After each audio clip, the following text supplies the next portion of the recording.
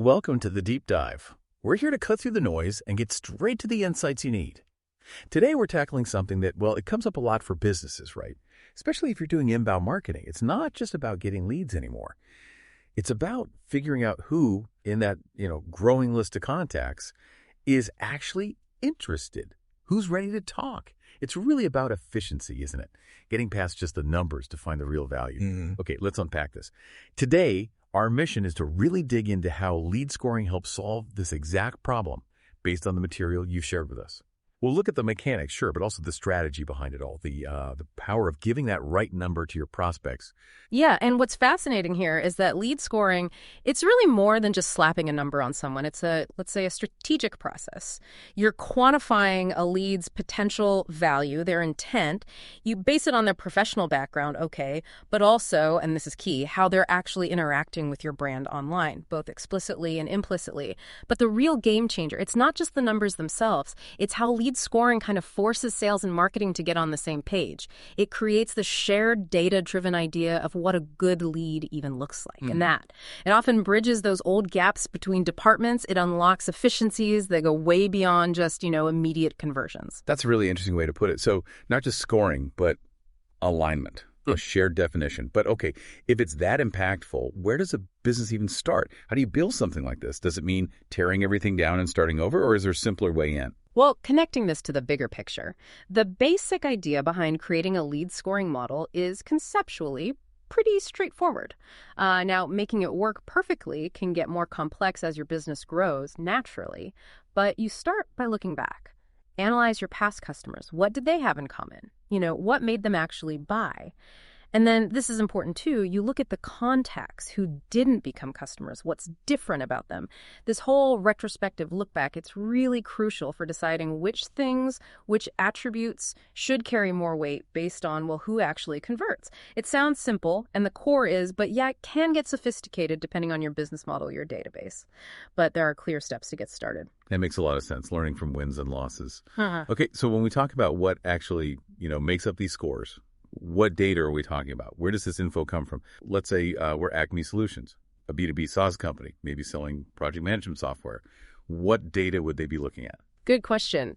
Yeah, for a company like Acme, or really most businesses, the sources point to 6 main types of information. They're pretty critical. First one, demographic information. For Acme, that means asking things on their landing pages. Do the leads match their target buyer personas? Is this person a project manager, a team lead? What industry?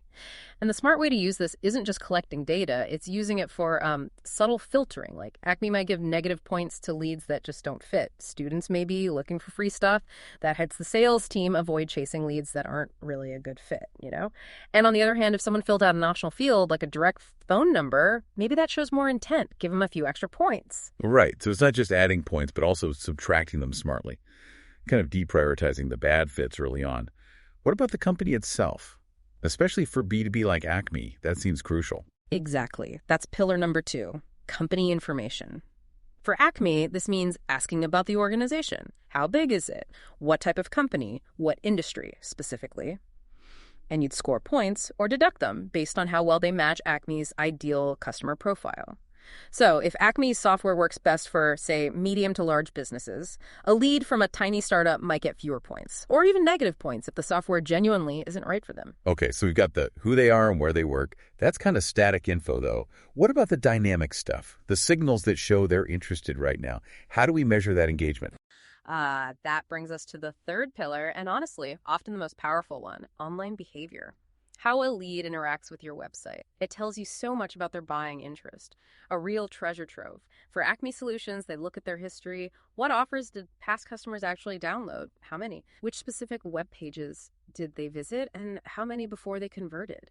And it's not just about counting pages, right? It's about seeing the intent. Maybe there's a sudden burst of activity after they've been quiet for a while. That could mean they're back in a buying cycle. You definitely give higher scores for visiting those high-value pages, like Acme's pricing page, maybe a comparison page, or for filling out high-value forms, a demo request. That's huge Think about it. A lead who looked at 30 pages for Acme versus one who looked at 3. The first one is clearly doing more research, and you also need to watch for changes. If a lead just stops engaging after, say, 30 or 60 days relative to Acme's usual sales cycle, you might deduct points.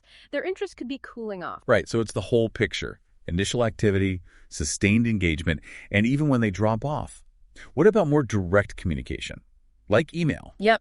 That leads straight to email engagement. Pillar 4, open rates, click-through rates from Acme's email campaigns. These give you direct insight into how interested someone is. Sales teams definitely want to know who's opening every single nurturing email or who clicks through on those promotional offers. Acme would give higher scores for clicks on really high-value emails, maybe a direct invite to a product webinar, or that specific demo request offer we mentioned. Those actions show a deeper commitment. And nowadays, social media is everywhere. Does what people do on social factor in? It absolutely can.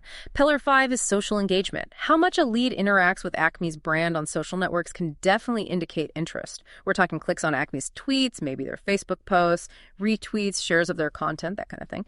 And if Acme's target audience is really active on, say, LinkedIn, they might even look at things like follower count or how much that person engages there. It can hint at their influence. Okay, that feels pretty comprehensive for finding good leads. But let's be real, sometimes you still get, junk leads, right? How do you deal with those? Ah, yes, the inevitable junk. That's where the 6th pillar helps. Spam detection. Basically, you assign negative scores for stuff that just screams spam, like uncapitalized names, company names like Cordycorp, or just random letters in fields.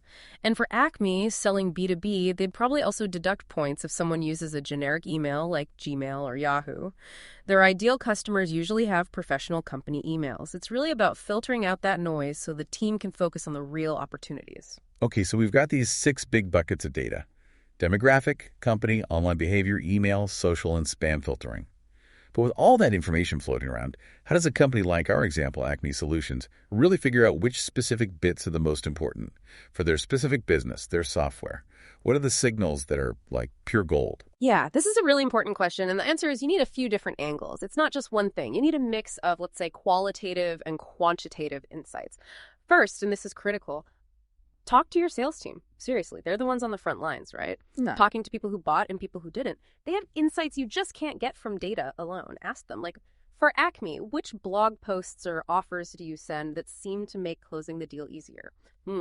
If they all say, whenever I send that advanced project management workflows white paper, things just click, well, there you go. That piece of content should probably get a lot of points. Second thing, talk to your customers. Interview folks who bought from you, some who had a quick sales cycle, some who took longer. Try to understand what really influenced their decision. That gives you invaluable firsthand perspective that, again, the raw data might miss. Acme could ask things like, what content was most helpful when you were checking out different solutions? Or what finally made you pick Acme over the competition? And then third, you absolutely need to perform analysis with your hard data. Use a marketing attribution report. This isn't just counting clicks, it's looking at the whole journey. Which specific pieces of content, which interactions consistently seem to push leads closer to buying at every stage of the funnel, even stuff they looked at before they officially became a lead. This helps Acme find those conversion catalysts and score them higher. Another great tool is the contact report. This basically draws a straight line from specific marketing actions like downloading a webinar or clicking a certain email campaign right through to the actual contacts generated and, crucially, the revenue they brought in. That direct link helps Acme see which actions, not just views, really signal high intent and should get weighted heavily in their scoring. Okay, that makes sense.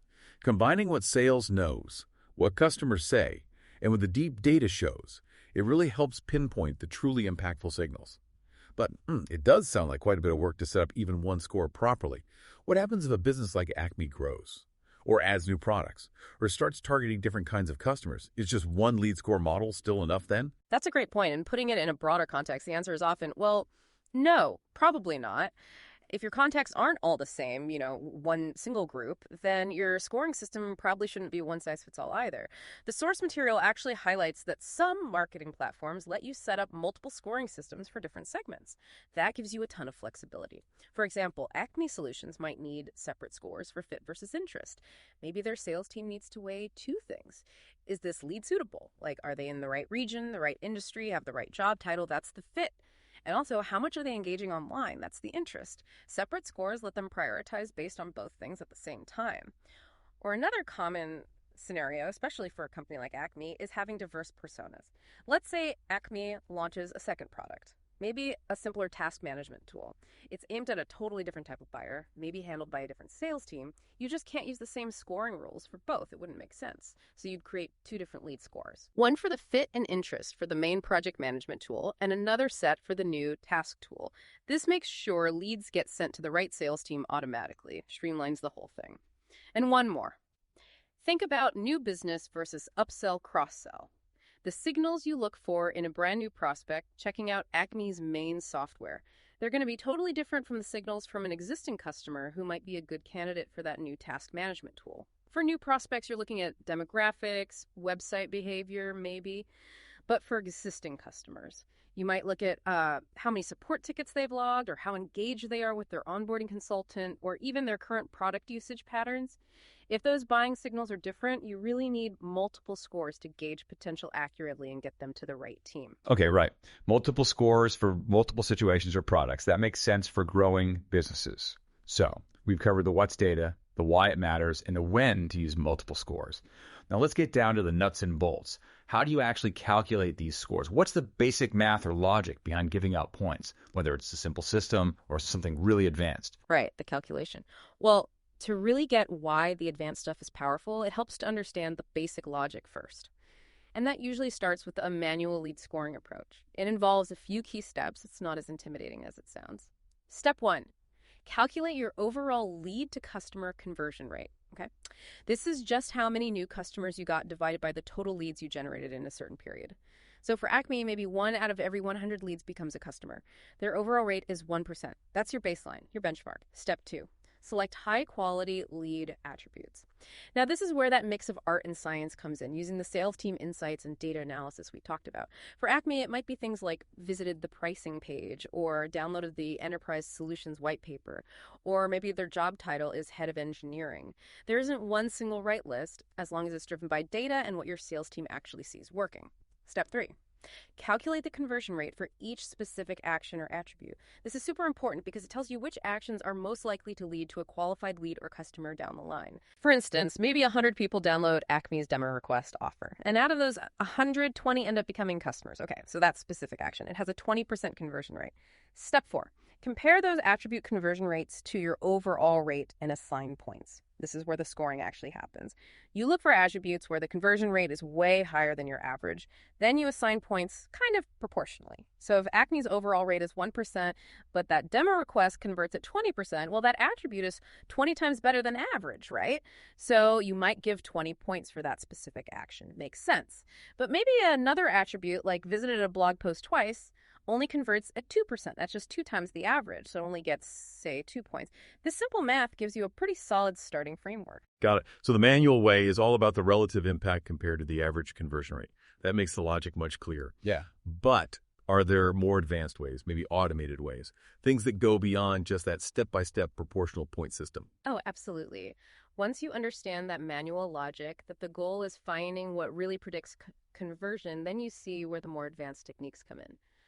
One common mathematical method is logistic regression lead scoring. Don't let the name scare you. Think of it less like a complex equation and more like a system that learns the subtle patterns, the combinations of behaviors that predict someone will convert. It's kind of like having an AI detective. Instead of just saying they visited the pricing page, give 5 points, it looks at everything together, their industry, company size, multiple demo requests, all their email clicks, and figures out the overall likelihood of conversion. It can even find connections you might not spot manually. It creates this really precise formula that's generally much more accurate than just adding up points. And what's really fascinating now is how technology pushes this even further with predictive lead scoring. This uses machine learning, basically AI, to chew through thousands of data points without you needing to manually set up every single rule or calculate every rate. It figures out the best leads by looking at data from both your customers and the leads who didn't convert. It learns what truly separates them. And the huge benefit here, like with a lot of machine learning stuff, is that it gets smarter over time. It constantly refines how you follow up with leads. So Acme wouldn't have to do all that heavy lifting themselves. The system would learn and adjust automatically. Wow. Okay, so we've really covered a lot. We've seen how lead scoring can, well, truly revolutionize how businesses handle their prospects. Everything from making that handoff to sales smoother to actually boosting conversion rates, making teams more efficient. But as you can tell from this whole deep dive, especially thinking about that manual method, building a really solid scoring system, it takes time. It takes dedication. It's definitely not a set it and forget it kind of thing, is it? You've got to keep adjusting it based on feedback, testing it. Yeah, that raises a really important question, doesn't it? In a world where data is just constantly pouring in and customer behavior is always changing, how can businesses make sure their lead scoring stays accurate, stays effective, without needing someone to manually tweak it all the time? The source material does hint at this, pointing towards the transformative power of integrated tools. Things like HubSpot's CRM, SaaS solutions that bring different business functions together. It suggests that this kind of technology can continuously refine and optimize these scores behind the scenes, which ultimately lets your teams focus more on actually building relationships with the right people rather than just, managing data points. Think about that for a second. Yeah. A system that actually learns and adapts on its own, freeing up your team's time so they can connect with the leads who are genuinely engaged. Yeah. So maybe the big question for you listening is this. What parts of your business, maybe even beyond just lead management, could be optimized, could be improved if you had a smarter way to spot your most valuable opportunities? Something to think about.